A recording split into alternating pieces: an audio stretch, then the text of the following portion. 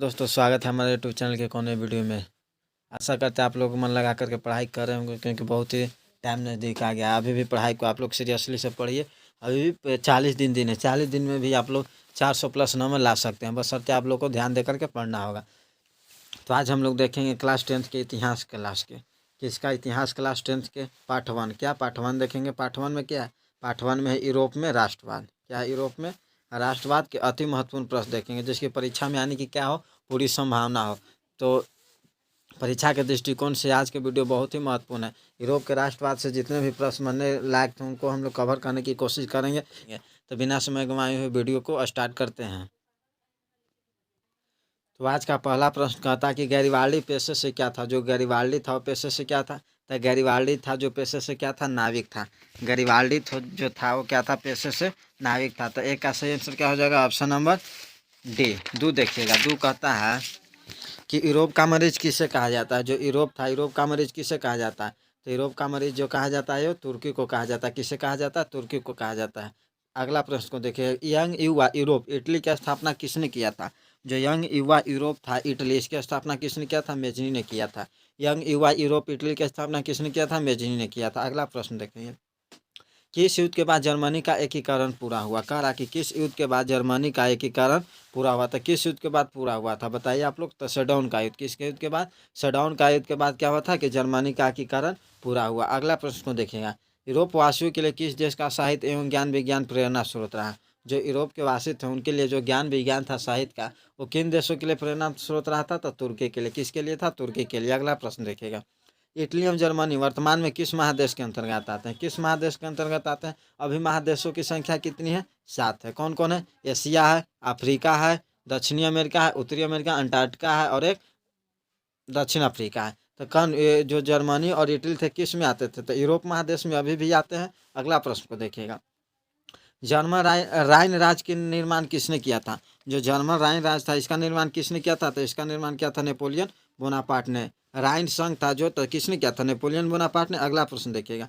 Vienna Congress के द्वारा France में किस शासक वंश की पुनर्स्थापना हुए थे? तो जो वियना द्वारा कांग्रेस के जो हुआ था शासक का स्थापना, और किस वंश का पुनर्स्थापना हुआ था दोबारा? तो बुर्बो वंश का। किसका? बुर्बो वंश का। अगला प्रश्न को देखिएगा, 1870 में फ्रांस और प्रसा के बीच किसके किसके बीच? फ्रांस और प्रसा के बीच जो युद्ध हुआ था वो कहाँ हुआ था? तो सेडोन में हुआ था। कहाँ था? सेडोन में। तो अगला प्रश्न को देखिएगा, जिब्रेलिन एक संस्था थी जो जिलबेरिन एक संस्था थी। क्या थी? जिलबेरिन एक संस्था किसकी थी?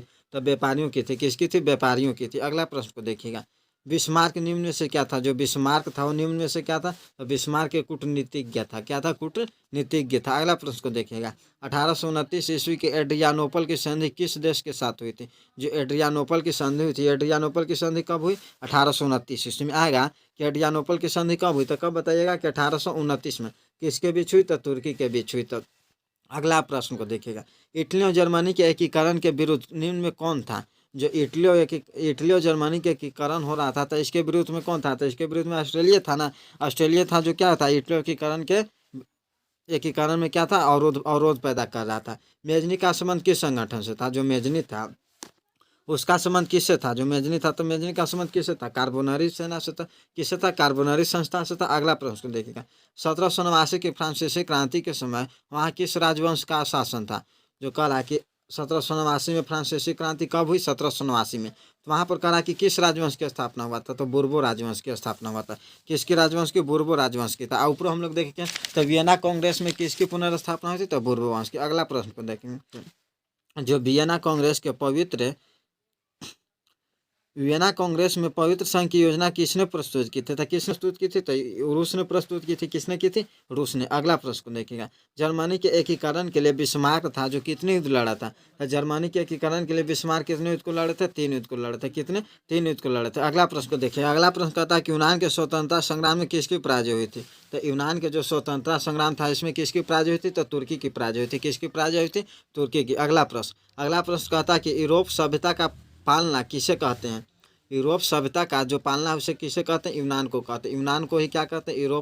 यूरोप के सभ्यता का पालना। अगला प्रश्न को देखिएगा, कहता है एक्ट ऑफ यूनियन किस वर्ष पारित हुआ? तो तो जो एक्ट ऑफ यूनियन था किस वर्ष पारित हुआ था? 1688 ईस्वी में पारित हुआ। किस वर्ष पारित हुआ? 1688 में। अगला प्रश्न को देखिएगा, नेपोलियन संहिता किस वर्ष लागू? जो नेपोलियन संहिता था किस वर्ष लागू हुआ? तो 1804 ईस्वी में लागू हुआ था नेपोलियन संहिता। अगला प्रश्न को देखिएगा, कार्बोनरी की संस्था किस वर्ष हुई थी? जो कार्बोनरी था इसकी स्थापना कब हुई थी? तो 1810 में। कार्बोनरी का संबंध किससे था? तो मेजनी से था। कार्बोनरी का संबंध किससे था? मेजनी से था। तो इसकी स्थापना कब हुआ? 1810 में। अब अगला प्रश्न को देखिएगा, अगला प्रश्न कहता है कि चार्टिस्ट आंदोलन कहाँ संपन्न हुए थे? जो चार्टिस्ट आंदोलन था कहाँ संपन्न हुआ था? इंग्लैंड में संपन्न हुआ था। अगला प्रश्न को देखेंगे, कहता है कि नौ गुएल्फ आंदोलन कहाँ हुआ था? जो नौ गुएल्फ आंदोलन था वो कहाँ हुआ था? तो ब्रिटेन में हुए थे। कहाँ हुए थे? ब्रिटेन में हुए थे। अगला प्रश्न को देखिए, कहता है कि वियना कांग्रेस में कौन राष्ट्र सम्मिलित नहीं था? जो वियना कांग्रेस था इसमें कौन राष्ट्र सम्मिलित नहीं था? तो जर्मनी जो था सम्मिलित नहीं था। अगला प्रश्न कहता है कि सेडाओ के युद्ध में किसकी पराजय हुई थी? तो सेडाओ के युद्ध में किसकी पराजय हुई थी? बताइए आप लोग। तो सेडाओ के युद्ध में जो हुई थी पराजय हुआ, ऑस्ट्रिया की पराजय हुई थी। किसकी हुई थी? ऑस्ट्रिया की पराजय हुई थी। अगला प्रश्न को देखिएगा, प्रशा का शासक कौन था? जो प्रशा का शासक था वो कौन था? तो प्रशा का शासक था वो कौन था? वो था विलियम प्रथम था। कौन था? विलियम प्रथम। कह रहा अगला प्रश्न कि मेटरनिक कौन था? जो मेटरनिक था, तो मेटरनिक कौन था? तो मेटरनिक ऑस्ट्रिया का चांसलर था। यही ना 1815 में वियना समझौता के अध्यक्षता किया था, मेजबानी किया था ऑस्ट्रिया, जिसका अध्यक्ष कौन था? मेटरनिक था। अगला प्रश्न देखिएगा, नेपोलियन ने जर्मनी में किस संघ की स्थापना की थी? तो नेपोलियन ने जर्मनी में किस संघ की स्थापना की थी? तो राइन संघ की स्थापना की थी।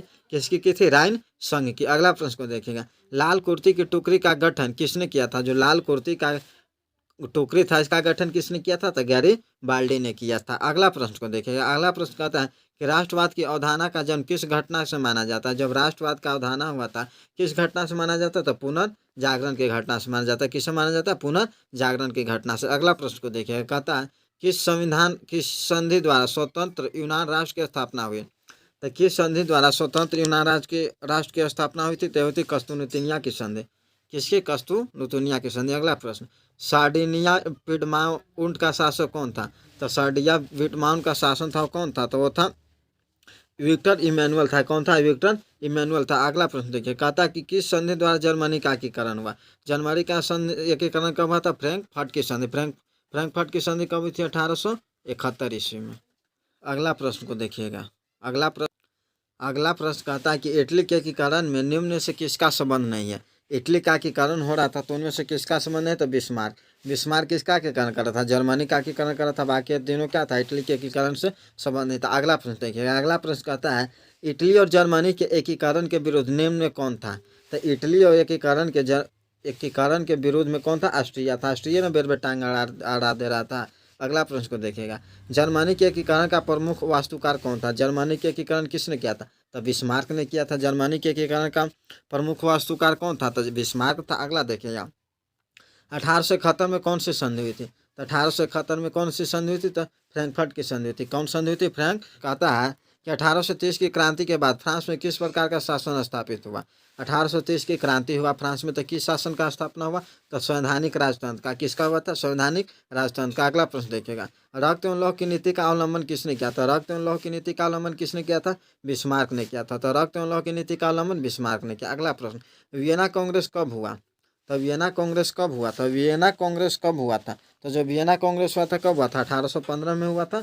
अगला प्रश्न देखिएगा, मार्टिन लूथर कौन थे? तो मार्टिन लूथर जो थे वो क्या थे? समाज सुधारक थे। मार्टिन लूथर क्या थे? समाज सुधारक। अगला प्रश्न देखिएगा, कहता है कि काउंट काबूर को विक्टर इमैनुअल ने किस पद पर नियुक्त किया? तो जो काउंट काबूर था वो विक्टर इमैनुअल के किस पद पर नियुक्त किया था? तो प्रधानमंत्री के पद पर नियुक्त किया था। अगला प्रश्न को देखिएगा, अगला प्रश्न कहता है कि फ्रैंकफर्ट की संधि कब हुई थी? तो 1871 ईस्वी में हुई थी। अगला प्रश्न कह रहा है कि जर्मनी के एकीकरण के लिए कौन उत्तरदायी है? तो जर्मनी के एकीकरण के लिए कौन उत्तरदायी था? तो बिस्मार्क उत्तरदायी था। आज हम लोग इस वीडियो में लगभग कितने प्रश्नों को किए थे? इस वीडियो में आज हम लोग लगभग 50 के आसपास हम लोग प्रश्न को किए हैं। जो परीक्षा में जरूरी है कि इनमें से प्रश्न क्या आएंगे? छपेंगे।